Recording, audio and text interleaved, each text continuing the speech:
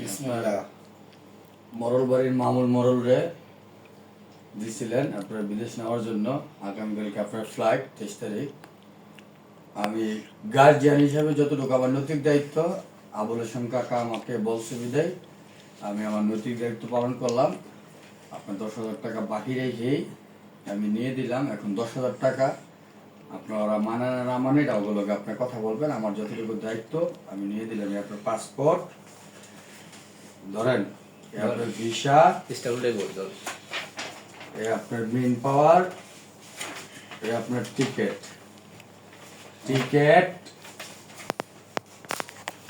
Main পাওয়ার, এই visa আর এই passport বুঝিয়া পাইলেন আপনারটা? হ্যাঁ, বুঝিয়া পাইছি। ওদিকে তো ওদিকে তাকায় বলেন। বুঝিয়া পাইছি।